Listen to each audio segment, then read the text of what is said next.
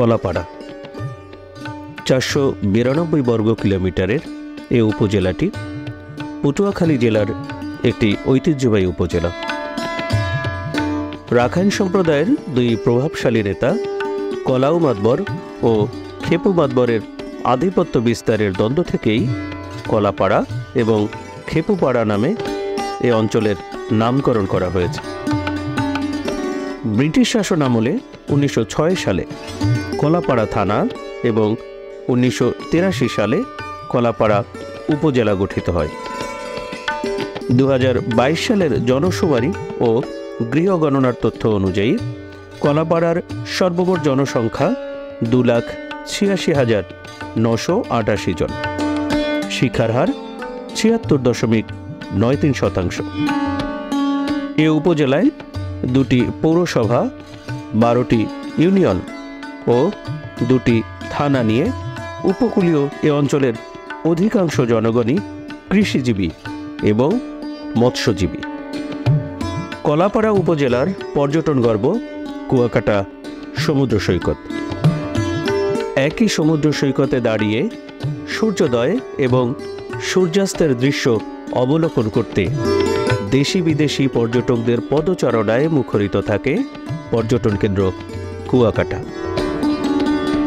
কুয়াকাটা পর্যটন সংলগ্ন এলাকায় আরও রয়েছে গঙ্গাবতীর চর, লেম্বুর বন, মিস্ত্রিপাড়া সীমা বৌদ্ধ মন্দির, কুয়াকাটার কুয়া, 200 বছরের পুরনো কাঠের জাহাজ, লাল কাঁকড়ার দ্বীপ, চর বিজয় সহ অন্যান্য আকর্ষণীয় পর্যটন স্পট।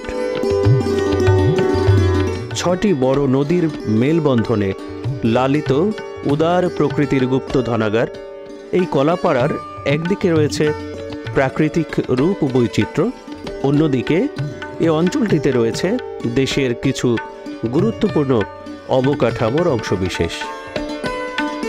1967 সালে স্থাপিত হয় প্রতিরক্ষা মন্ত্রণালয়ের অধীনে আবহাওয়া অধিদপ্তরের রাডার স্টেশন।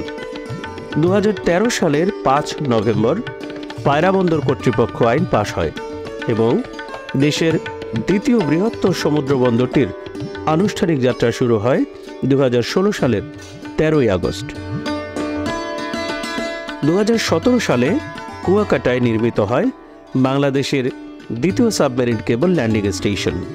2020 সালের 12 জানুয়ারি কয়লাভিত্তিক পায়রা তাপবিদ্যুৎ কেন্দ্রের আনুষ্ঠানিক যাত্রা শুরু হয়। আলট্রা সুপার ক্রিটিক্যাল প্রযুক্তির এই বিদ্যুৎ কেন্দ্র থেকে বর্তমানে দেশের মোট উৎপাদনের প্রায় 12% বিদ্যুৎ যুক্ত হচ্ছে।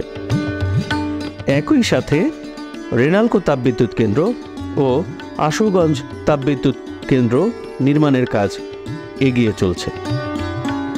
এই সকল তাপবিদ্যুৎ কেন্দ্র হতে ভবিষ্যতে দেশের মোট চাহিদার 1/4 বিদ্যুৎ সরবরাহ সম্ভব হবে।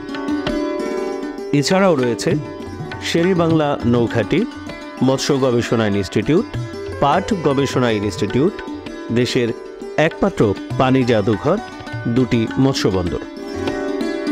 কলাপাড়া উপজেলায় 6টি উচ্চ মাধ্যমিক শিক্ষা প্রতিষ্ঠান, 33টি মাধ্যমিক শিক্ষা প্রতিষ্ঠান, 171টি সরকারি প্রাথমিক বিদ্যালয় ও 27টি মাদ্রাসা শিক্ষা প্রতিষ্ঠান রয়েছে।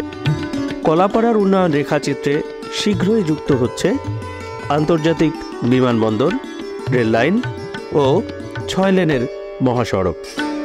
ভৌগোলিক কারণেই ঝড় ঝঞ্ঝা জলোচ্ছ্বাস যেমন কলাপাড়াবাসীর নিত্য নৈমিত্তিক ব্যাপার হয়ে দাঁড়িয়েছে, তেমনি ঘুরে দাঁড়ানোর অবলম্বন রয়েছে 76,481 একর নিট আবাদি জমি এবং রূপালী ইলিশ সহ বিপুল মৎস্য সম্পদ।